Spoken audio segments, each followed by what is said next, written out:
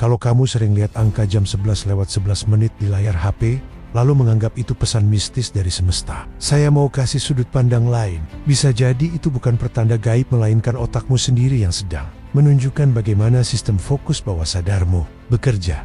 Banyak orang merasa angka kembar seperti jam 11 lewat 11 menit muncul terlalu sering, sampai terasa mustahil hanya kebetulan. Lalu muncullah berbagai tafsir, pesan malaikat, kode semesta, tanda sedang di jalur takdir. Tapi jika kita bedah dari ilmu saraf modern, fenomena ini justru punya penjelasan yang jauh lebih rasional dan jauh lebih powerful. Di dalam otakmu, ada sistem bernama Reticular Activating System atau RAS. Anggap saja ini seperti satpam super ketat di gerbang kesadaranmu. Tugasnya menyaring jutaan informasi yang masuk setiap detik, lalu memutuskan mana yang layak kamu sadari dan mana yang dibuang ke latar belakang. Tanpa sistem ini, kamu akan kewalahan mendengar semua suara sekaligus, merasakan semua sentuhan kecil, dan tak mampu fokus pada apapun masalahnya. RAS bekerja berdasarkan apa yang kamu anggap penting. Ia memperhatikan apa yang sering kamu pikirkan, apa yang kamu yakini, dan apa yang sedang kamu cari. Jadi ketika kamu mulai percaya bahwa jam 11 lewat 11 menit itu spesial, otakmu memberi label penting pada angka tersebut. Sejak saat itu, setiap kali angka itu muncul, RAS akan menyorotinya dan membawanya ke kesadaranmu.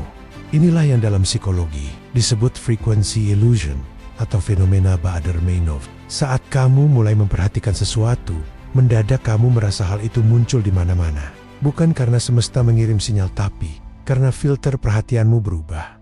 Contoh paling mudah, habis beli mobil merah, tiba-tiba kamu merasa jalanan penuh mobil merah, padahal jumlahnya sama saja seperti kemarin. Yang berubah bukan dunia di luar, yang berubah adalah fokus di dalam kepalamu. Begitu pula dengan jam 11 lewat 11 menit, dalam sehari kamu melihat jam puluhan, bahkan ratusan kali.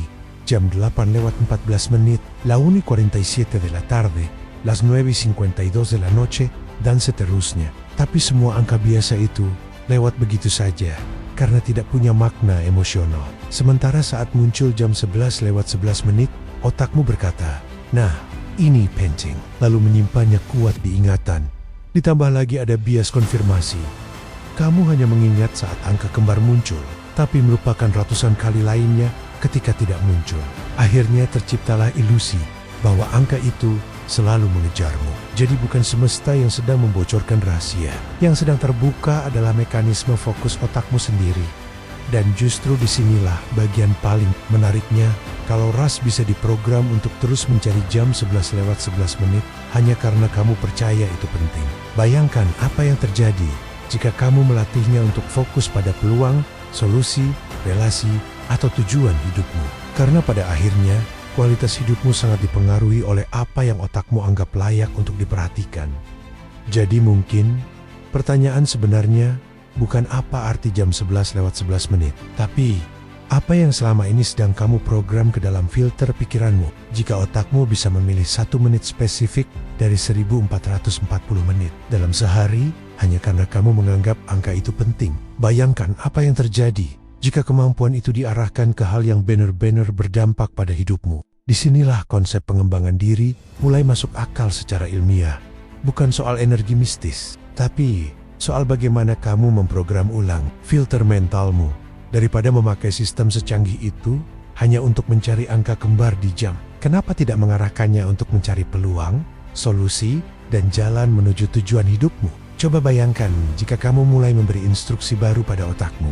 Bukan lagi cari tanda dari semesta, tetapi carikan saya peluang bisnis, carikan saya cara naik level, atau carikan saya solusi dari masalah ini. Karena orang yang terlihat beruntung seringkali bukan orang paling disukai semesta. Mereka hanya melatih fokusnya untuk peka terhadap peluang yang orang lain abaikan. Reticular Activating System bekerja seperti mesin pencari biologis. Apapun yang kamu tanam sebagai fokus utama, itulah yang akan ia cari sepanjang hari. Jika isi kepalamu penuh ketakutan, kegagalan, dan kekurangan, maka otakmu akan sibuk menunjukkan bukti bahwa hidupmu memang sulit. Tapi jika kamu menanam target, pertumbuhan, dan kemungkinan, ia mulai menyoroti hal-hal yang mendukung arah itu. Karena itu, tujuanmu harus spesifik. Jangan hanya berkata, saya mau sukses atau saya mau kaya. Otakmu tidak bekerja optimal dengan instruksi kabur. Beri perintah yang jelas. Saya ingin meningkatkan penghasilan sekian. Saya ingin membuka usaha bidang ini. Atau, saya ingin menguasai skill tertentu dalam 6 bulan. Semakin presisi targetmu, semakin tajam radar mentalmu membaca peluang yang relevan. Sebaliknya, hati-hati dengan fokus negatif. Saat kamu terus mengeluh, merasa hidup tidak adil, atau mengulang narasi bahwa kamu selalu sial, otakmu akan patuh mencari pembenarannya. Ia akan menunjukkan setiap kegagalan kecil, setiap hambatan, setiap penolakan seolah realitas mendukung keyakinanmu. Padahal sebenarnya kamu sedang memprogram filter yang salah. Perhatian adalah pengarah energi mental. Kemana fokusmu pergi, persepsimu mengikuti. Jika setiap hari kamu melatih diri memperhatikan progres, peluang, dan langkah maju, sekecil apapun, otakmu akan membentuk pola baru yang membuatmu semakin ahli menemukan jalan keluar dan kesempatan. Salah satu cara paling efektif untuk melatih sistem ini adalah visualisasi yang terarah. Luangkan beberapa menit setiap pagi untuk membayangkan targetmu secara detail, bukan sekadar berharap, tapi benar-benar memvisualisasikan proses dan hasilnya. Rasakan emosinya, bayangkan momen keberhasilannya. Itu membantu otakmu memahami apa yang kini menjadi prioritas.